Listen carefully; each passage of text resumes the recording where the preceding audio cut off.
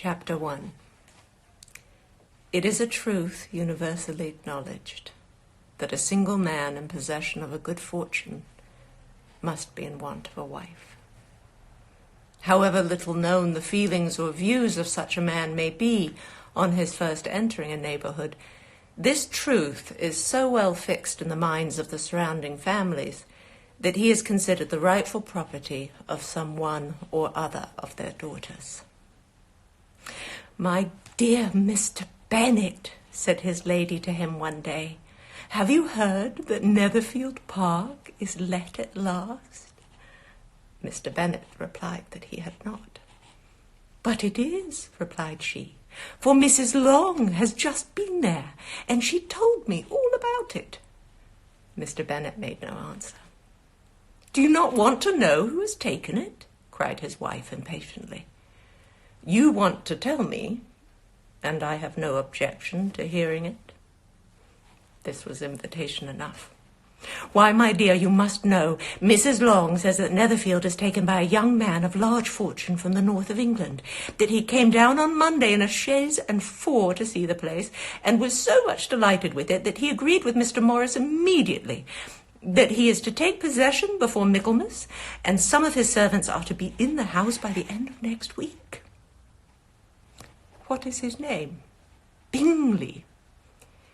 "Is he married or single?" "Oh, single, my dear, to be sure. A single man of large fortune, 4,000 or 5,000 a year.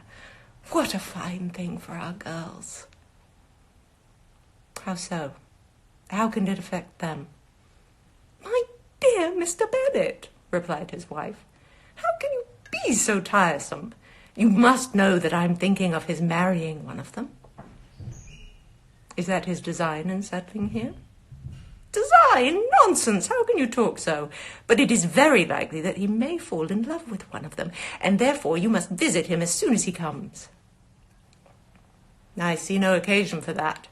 You and the girls may go, or you may send them by themselves, which perhaps would be still better, for as you are as handsome as any of them, Mr. Bingley may like you the best of the party." "My dear, you flatter me. I certainly have had my share of beauty, but I do not pretend to be anything extraordinary now. When a woman has 5 grown-up daughters, she ought to give over thinking of her own beauty."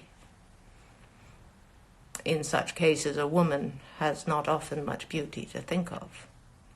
"But, my dear, you must go and see Mr. Bingley when he comes into the neighborhood." "It is more than I engage for, I assure you." "But consider your daughters. Only think what an establishment it would be for one of them.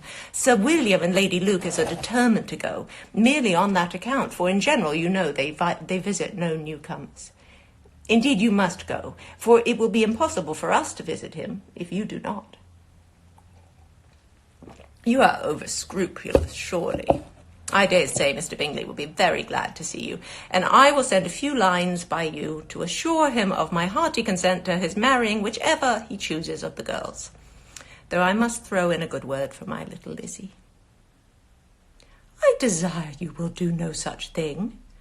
Lizzie is not a bit better than the others, and I am sure she is not half so handsome as Jane, nor half so good-humoured as Lydia.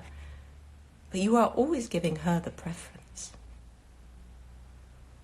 "They have none of them much to recommend them," replied he. "They are all silly and ignorant like other girls, but Lizzie has something more of a quickness than her sisters." "Mr. Bennet, how can you abuse your own children in such a way?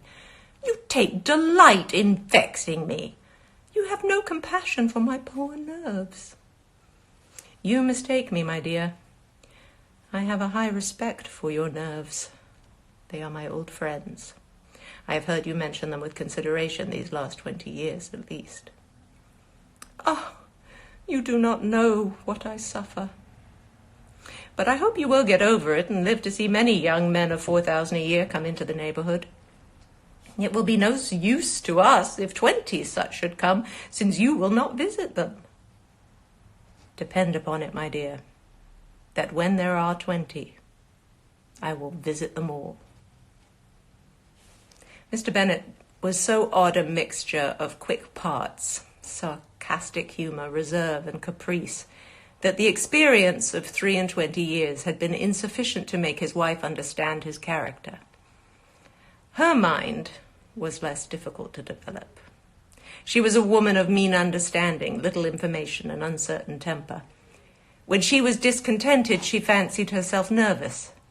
The business of her life was to get her daughters married. Its solace was visiting and news. Chapter 2. Mr. Bennet was among... Wrong continent. Mr. Bennet was among the earliest of those who waited on Mr. Bingley. He had always intended to visit him, though to the last always assuring his wife that he should not go. And till the evening after the visit was paid, she had no knowledge of it. It was then disclosed in the following manner. Observing his second daughter employed in trimming a hat, he suddenly addressed her with, "I hope Mr. Bingley will like it, Lizzie." "We are not in a way to know what Mr. Bingley likes," said her mother resentfully, "since we are not to visit." "But you forget, mamma," said Elizabeth, "that we shall meet him at the assemblies, and that Mrs. Long promised to introduce him." "I do not believe Mrs. Long will do any such thing. She has 2 nieces of her own. She is a selfish, hypocritical woman, and I have no opinion of her." I love that. "No more have I," said Mr. Bennet, "and I am glad to find that you do not depend on her serving you." Mrs. Bennet deigned not to make any reply, but unable to contain herself, began scolding one of her daughters. "Don't keep coughing so, Kitty, for heaven's sake. Have a little compassion on my nerves. You tear them to pieces." "Kitty has no discretion in her coughs," said her father. "She times them ill." "I do not cough for my own amusement," replied Kitty fretfully. "When is your next ball to be, Lizzie?" "Tomorrow fortnight." "Aye, so it is," cried her mother. "And Mrs. Long does not come back till the day before, so it will be impossible for her to introduce him, for she will not know him herself." "Then, my dear, you may have the advantage of your friend and introduce Mr. Bingley to her." "Impossible, Mr. Bennet, impossible. When I'm not acquainted with him myself, how can you be so teasing?" "I honour your circumspection. A fortnight's acquaintance is certainly very little. One cannot know what a man really is by the end of a fortnight. But if we do not venture, somebody else will, and after all, Mrs. Long and her daughters must stand their chance, and therefore, as she will think it an act of kindness, if you decline the office, I will take it on myself." The girls stared at their father. Mrs. Bennet said only, "Nonsense, nonsense." "What can be the meaning of that emphatic exclamation?" cried he. "Do you consider the forms of introduction and the stress that is laid on them as nonsense?" "I cannot quite agree with you there." What say you, Mary? What say you, Mary? For you are a young lady of deep reflection, I know, and read great books and make extracts."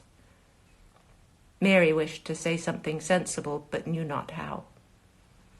"While Mary is adjusting her ideas," he continued, "let us return to Mr. Bingley." "I am sick of Mr. Bingley," cried his wife. "I am sorry to hear that. But why did you not tell me that before? If I had known as much this morning, I certainly would not have called on him. It is very unlucky, but as I have actually paid the visit, we cannot escape the acquaintance now." The astonishment of the ladies was just what he wished, that of Mrs. Bennet perhaps surpassing the rest,